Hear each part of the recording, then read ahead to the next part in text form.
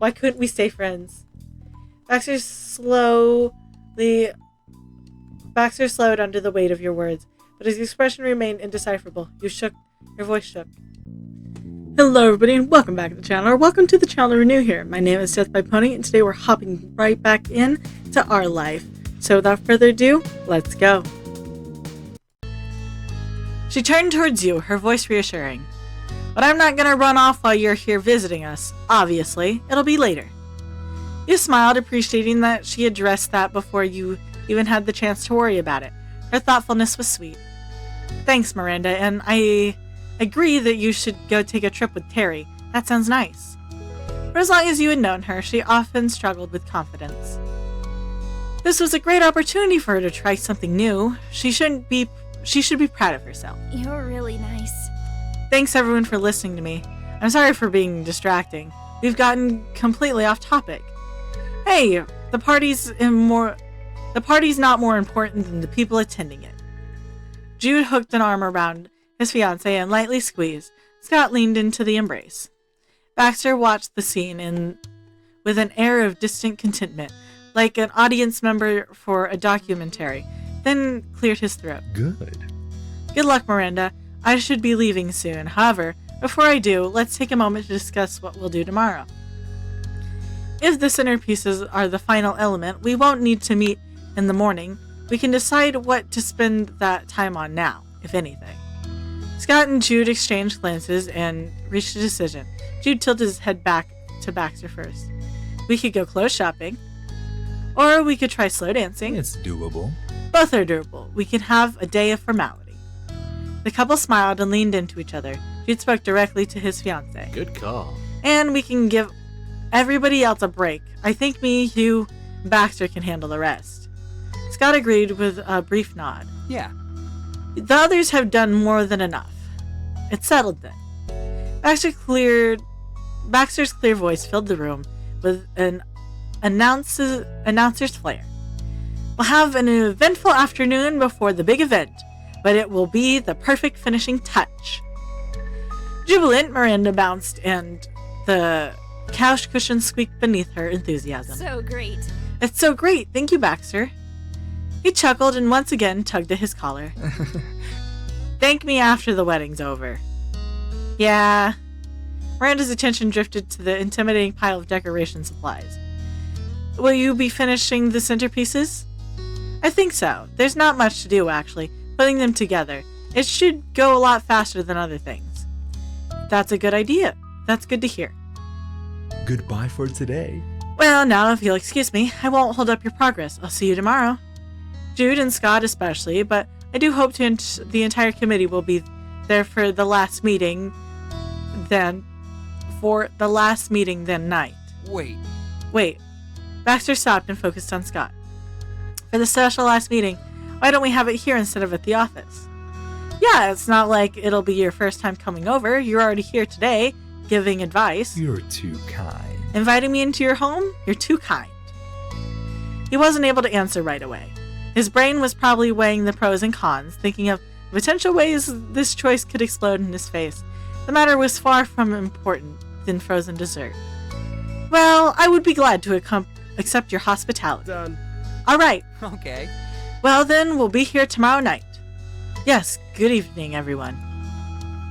Bye. Goodbye, Baxter. See you soon. Have a safe trip. I'll see you out. You waved. You watched the door with him. I'll see you out. You will, Quite the gentleman. Yes, I am. You reached forward and opened the door for him, exactly like a gentleman. Baxter went through with an appreciative nod, but he didn't expect you to follow. You led him to the end of the driveway and then to the opposite side of the street where his car was parked. The pointlessness in his smile began to crack. He kept glancing your way, wondering where in this short trip you were planning on leaving him. You weren't sure yourself, but each time he caught your eye, you felt compelled to continue. You didn't stop until you were standing at the nose of his shiny car. Thank you for escorting me the whole way. Well, of course! Look at you! You're dashing! You're hot! No worries. You stood there silently for a few more seconds, his features tense as he robotically took the keys out of his pocket. Baxter unlocked the car and opened the door. He didn't get inside. He kept looking at you, his mouth twisted awkwardly. All right. All right, be safe. You hummed in response and remained rooted in place. Baxter's gaze flickered between you and the car. Could you please move off the street? I wouldn't want to hit you when I pull out. Sure thing. Back to the house, you stopped on the sidewalk. Hopping up on the curb, you balanced on the edge so you could watch him leave. Baxter's jaws dropped in disbelief. Are you sure? Are you certain you don't need to return to your friends? I can wait to pull out until you've gone inside. I don't mind. No, you can go. Baxter's posture straightened under your unyielding gaze. He folded his arms defensively. What's wrong? Everything's fine, James. He'd given up pretending that he was ever going to leave with you watching. Now you were simply at a standstill. Where's the... My hand moved too far down on the mouse. Okay, so, I'll pop over for a sec. And I will switch the lights so you can see what I'm talking about.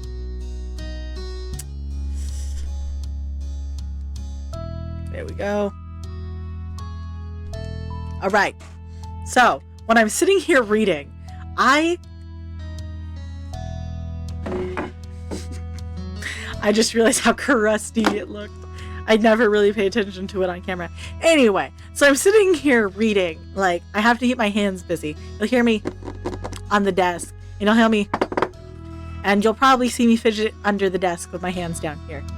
But my mouse has texture. As you can see, it's ridged. And I will sit here and put my nails in and out of that and just strum across and like stroke it. So I went to hit the button and I couldn't find it. It's because I was too far down on the mouse. You'll also hear me go. The mice picked up everything else but that. You'll hear me go on the mouse. Because that is what I do to entertain myself when I read. Anyway, back to the game.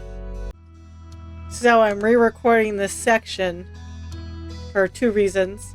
Firstly, I accidentally saved over a save file with my backup for when I lost footage, so I have to replay everything. Secondly, because when I recorded it the first time, I fucked up.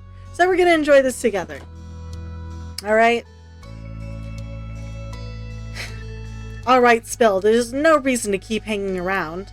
Finally, he smiled again. Since the jig was up, he wasn't going to feel sorry for it. To be honest.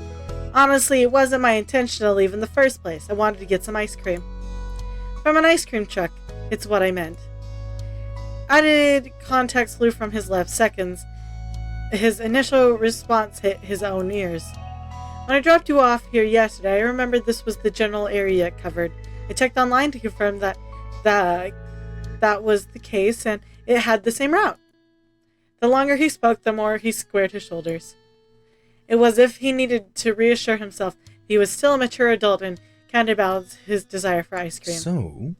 Since I was already here, I didn't see any reason I couldn't patronize the truck again, so this is why I'm in no rush. Please don't let me hold you up. I'm sure you're eager to rejoin the others. I'm not in a hurry either. Ice cream sound good? What, you're trying to hold on to me? I wouldn't mind some ice cream. With zero, but you laughed unexpectedly and you shook your head with zero intention of going anywhere. Ice cream said, what, you trying to hold out on me? Arching your brow, you mockingly put your hands on your hips. Baxter gaped at you. I see how it is. Yes, I'll text Miranda and let her know I'll be back soon. Baxter carted his fingers through his hair, the corners of his mouth crooked. At this point, it is out of my hands. You know what I'm up to when it's public activity. Who am I to say you're not also welcome to visit the neighborhood ice cream truck? Uh-huh, that's right. So, unexpectedly, the two of you looped through the nearby streets, keeping yourselves alert for any signs of the ice cream truck. Luckily, didn't take long to locate. The melodious sound of the well-known tune drew you both in, and then it came around a curb. Decked out in faded posters rolling along under the setting sun, it looked like it drove straight out of your memory. It was the same truck from 5 years ago that wouldn't surprise you in the slightest. Huh. We found it. You caught a brief spark in his eyes and hinted on the thrill of his voice that instantly caught you off guard. Together, you darted ahead to flag down the ice cream truck.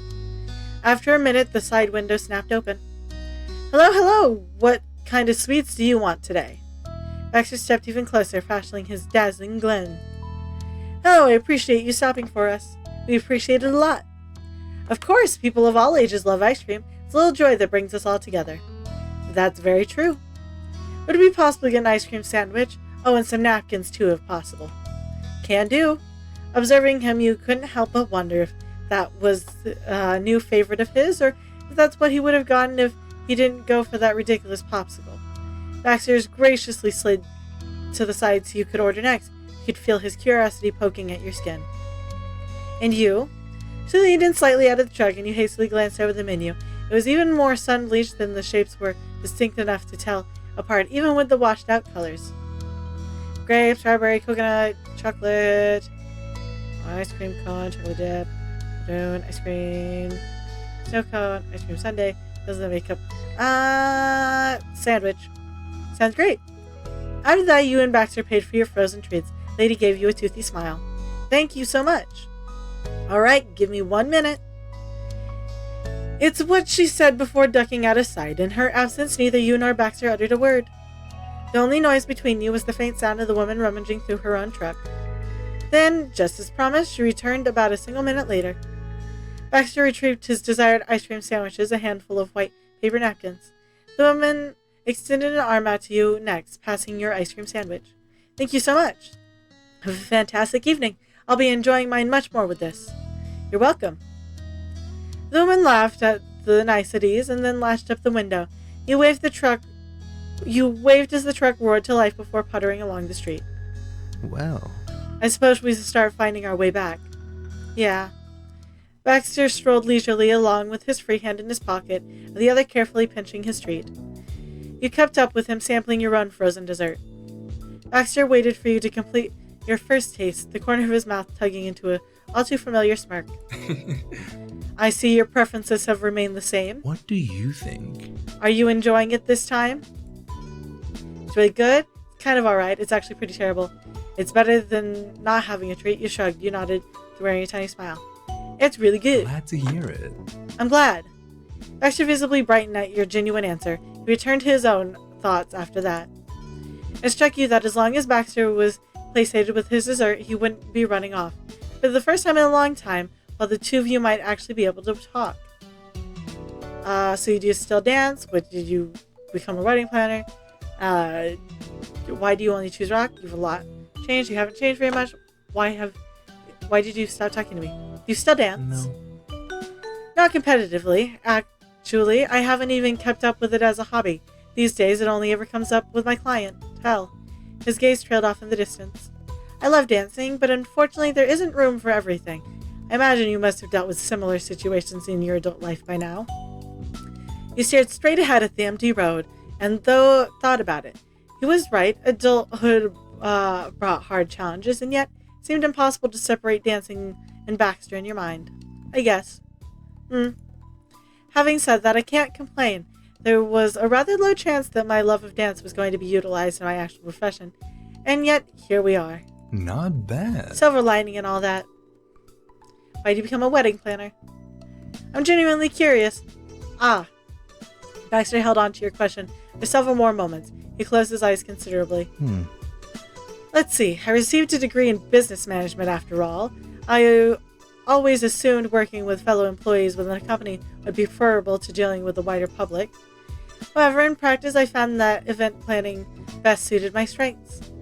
I'm fortunate that, thanks to my upbringing, I happen to be well acquainted with formality and what it takes to authentically achieve it for an event. It's a unique kind of direct experience to wield. Additionally, I deal well with high-level control and detail work one must take in stressful event. And that's most suited in bursts with different people, rather than long-term positions and constant group. You can easily get sick of someone who needs everything just so.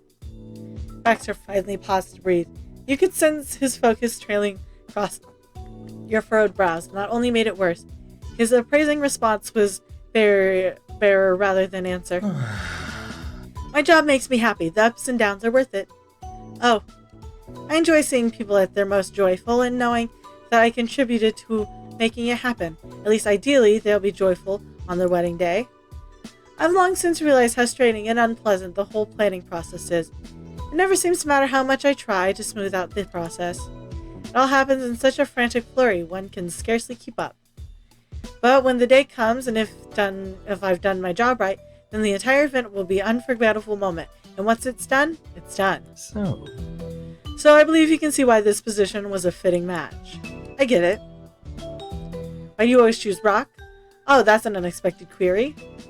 Is it? That's not a normal thing to take such a committed stance on. I've been wondering about that this whole time. Truthfully, it's my favorite option out of the bunch. It's a nice fist, simple, effective. Baxter's free hand tensed into the aforementioned representation of a rock, just long enough for you to see it, then his fingers loosened. But rather than why I choose rock out of the three, I imagine you're more intrigued on why I only use one in general. I'm good with hearing both. How nice. Well, I've done it about as long as I can remember. It made the game more enjoyable in my youth. The petty types of decisions that were best suited to be decided with randomness mattered little to me. It was far more amusing to see who would use the advantage they had to go and win, and who would be willing to take the loss, and why they seemed to do so. Baxter glanced towards the distant sky. At the bare minimum, I'm not that much of a brat any longer. to be honest, As an adult, I use it mainly to get away with not making decisions of my own. Whoever is playing with me has the responsibility to win or lose, because what they are up against is preordinated. I don't even need to choose which symbol my hand takes. It's easier that way. Oh. But of course, when it comes to work, I absolutely can make decisions. It's only my personal life where I lack conviction. You've changed a lot, haven't changed much. Why did you stop talking to me? You've changed a lot. Sometimes you're almost unrecognizable. Baxter's head tilted gradually, like he was waiting for some kind of follow-up, but you didn't have one to make. really? How unexpected. I was convinced I hadn't changed in the slightest. I'm an actual resident of California now, and despite living here for nearly a year, I haven't so much as dipped my toe into the ocean. I'm still far too nervous for that. Embarrassingly, I'm not a beach man like Terry. I'm not even the bee-man anymore. He calls me Baxter. The former bee-man voice grew quiet. That level of transparency didn't last long. Baxter quickly changed topics. His sadness lingered in his eyes. My taste in ice cream hasn't evolved, and neither has my idea for outing. Truthfully, I can't say that I've improved some talents over the years and found less eye-catching sense of style, but for anything meaningful, there has been no growth. He was right. In some ways, Baxter was a diamond that showed different facets in the light. If the gem spun, you might not see certain parts anymore, but they were still there. They remained a part of it. Baxter Ward was still the man you met 5 years ago. His lips twisted bitterly, but he fixed that with a bite of ice cream. He held the sweetness on his tongue before swallowing. Don't mind me and my ramblings. Why'd you stop talking to me? Even right now, you're keeping yourself distant. What's the point of it all? Is it hard to intentionally avoid people for no reason? Why couldn't we stay friends? I can't understand, it's so sad. Why couldn't we stay friends? Baxter slowed under the weight of your words, but his expression remained indecipherable. Your voice shook. None of it makes any sense to me. I've asked myself those questions a number of times. Baxter took a deep and steadying breath, then ran his fingers along the edge of his swoop bangs. you need to understand. James, I do want to be entirely clear. You are wonderful. Never doubt that. What happened, I do exactly that. To everyone who unfortunately crosses my path. The acquaintances I made at college, dance partners, friends I've had since childhood. My parents, though that's an entirely different story. The point of the matter is, excluding those I interact with regularly due to work, I have no relations whatsoever. That's simply the way it goes. He found his words incredibly hard to believe. Nothing was simple about his explanation. Baxter cut things off there. He was not willing to deal with that part of himself. Surprisingly, he also didn't take it out on you, as he had any other time you tried to get personal. The topic just drifted, and you it left a truce between you both in that moment, and everything you could make peace with that. Two of you continued on your path. Judith Scott's house surrounded by the end-of-day ambiance of crickets and distant cars. You stole a glance in his direction. Somehow, Baxter still hadn't finished his child-side ice cream sandwich. You couldn't help but wonder what was happening inside his head. Since he'd returned, everything came with a thick layer of fog to trudge through. It was only yesterday when Baxter was begging to be anywhere else on the planet than by your side for a little while. and now he was trying to stretch this walk for as long as possible. Was it because of him or because of you? Were you both doing something? Would any of this even matter by the day after tomorrow? Did it even matter right now? Time had to run out to say anything else. Baxter plopped the last bite of his treat into his mouth and crumpled the wrapper up. He was finished with this. Baxter tidied himself as well as he could with the cheap paper napkins. He didn't use them all and offered the remaining ones to you. We accepted them. Thanks. You stashed the napkins in your pocket. Baxter's ample smile didn't change. Thank you. Thank you for accompanying me, James. As we can both see, my car is right over there. I won't keep you any longer. Good luck with your centerpieces. I'm sure they'll turn out wonderfully. I hope so. I'll see you around, right? Yes, you will. He got into his vehicle for real and was gone. After an exceedingly long break to see him out, you returned to the house. The door unlocked with the twist of your wrist, and the sight earned a grateful sigh. It was lucky a gift of fate. The front door was left open. No one had checked since you were gone. You were able to slip inside and rejoin the others without any extra weirdness. And that's where I'll end that. I hope you enjoyed today's episode, and if you did, hit like. That way I know you're enjoying the content I'm making. Hit subscribe.